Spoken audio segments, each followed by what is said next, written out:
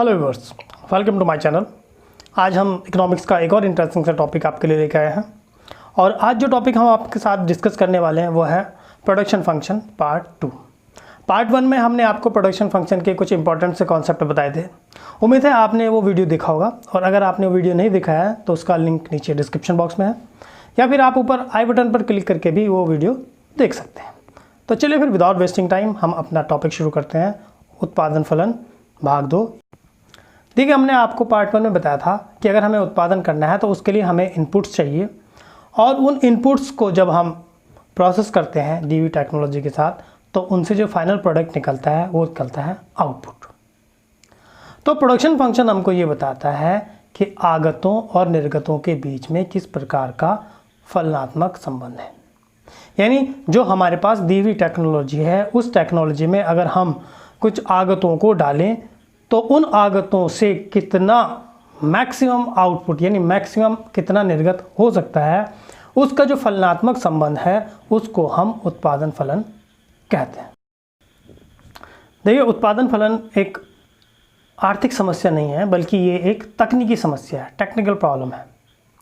यहाँ पर हम मूल्यों को समाहित नहीं करते, यानी ना निर्गतों के मूल्यों को ना आगतों के मूल्यों को हम इसमें उन पर कोई चर्चा नहीं करते, बल्कि उत्पादन फलन में ये देखा जाता है कि जो हमारे आगत हैं उनके विभिन्न संयोगों से हम अधिकतम कितना उत्पादन कर सकते हैं।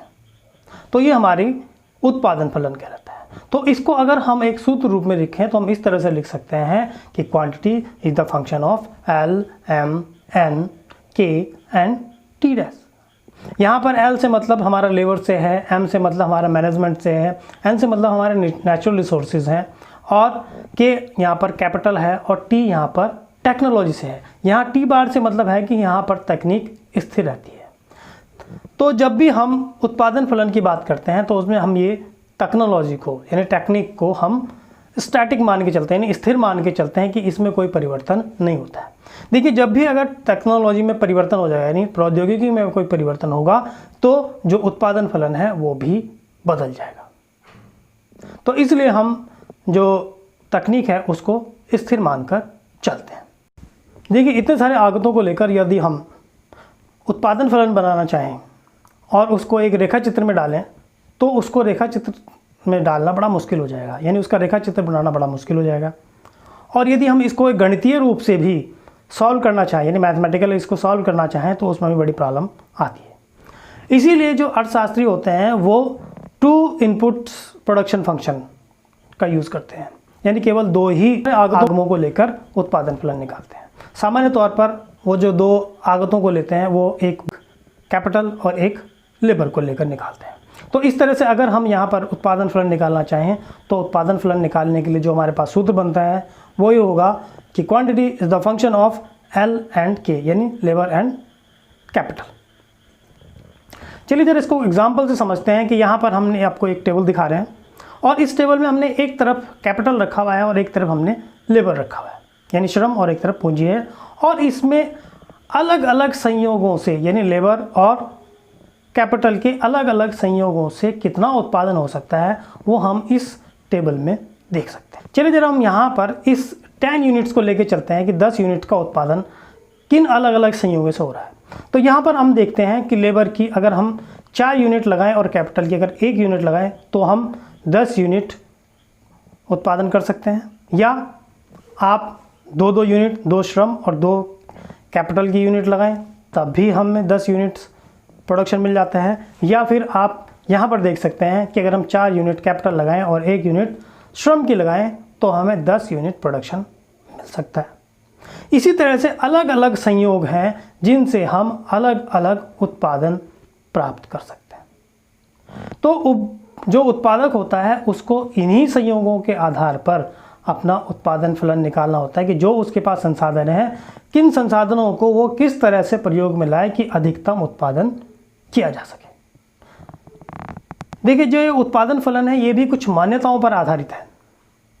तो उसकी जो मान्यताएं हैं कि नंबर 1 कि जो टेक्नोलॉजी होनी चाहिए वो स्थिर होनी चाहिए, टेक्नोलॉजी में कोई परिवर्तन नहीं होना चाहिए। देखिए, अगर टेक्नोलॉजी में परिवर्तन हो जाएगा तो जो उत्पादन फलन है वो भी परिवर्तित हो जाता है। दूसरी चीज़ कि अल्पकाल में कुछ साधन स्थिर रहते हैं और कुछ साधनों में परिवर्तन किया जा सकता है। कि दीर्घकाल में सभी साधन परिवर्तित हो सकते हैं। उत्पादन फलन का संबंध एक निश्चित समय अवधि से होता है। उत्पादन को भी हम 3 श्रेणियों में बांट सकते हैं। इसको हम कह सकते हैं कुल उत्पाद, औसत उत्पाद और सीमांत उत्पाद। अभी क्या क्या होते हैं चलो इन पर भी डिस्कस कर लेते हैं। देखिए, जब भी हम अल्पकाल में उत्पादन की बात करते हैं तो हम यहाँ पर मान के चलते हैं कि एक साधन स्थिर है और एक साधन में हम परिवर्तन कर सकते हैं। तो जो साधन स्थिर है उसको तो हम स्थिर रखते हैं, जो परिवर्तनशील साधन है उसकी मात्राओं में हम परिवर्तन करते रहते हैं, यानी घटा सकते हैं या बढ़ा सकते हैं। तो अगर हमें कुल उत्पादन निकालना है तो जो परिवर्तनशील साधन है, यानी जो आगत हमारा परिवर्तनशील है, उसकी जितनी इकाइयाँ हमने बढ़ाई हैं और कुल इकाइयों से जितना उत्पादन हुआ है उस उत्पादन को हम कह सकते हैं कि वो टोटल प्रोडक्शन है या कुल उत्पाद है। इसी तरह अगर हमें औसत उत्पाद निकालना है तो जो कुल उत्पाद है उस कुल उत्पाद को अगर हम उस उत्पाद में लगने वाली जितनी भी परिवर्तनशील इकाइयां हैं उनसे भाग दे दें तो जो निकल कर आएगा वो औसत उत्पाद होगा।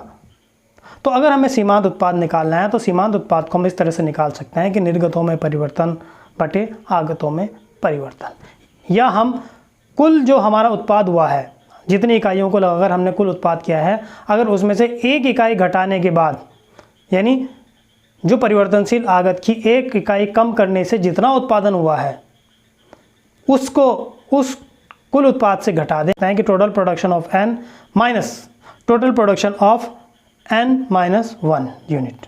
तो इस तरह से भी हमारा सीमांत उत्पाद निकल कर आ जाता है। तो ये तो हमारा उत्पादन फलन, और इसके बाद हम इसी से संबंधित परिवर्तनशील अनुपातों का नियम और पैमाना प्रतिफल, इन दोनों को भी डिस्कस करेंगे। उम्मीद है आपको मेरा ये वीडियो पसंद आया होगा। तो अगर आपको मेरा ये वीडियो पसंद आया है तो वीडियो को लाइक करें, चैनल को सब्सक्राइब करें और इस वीडियो को ज़्यादा से ज़्यादा शेयर करें।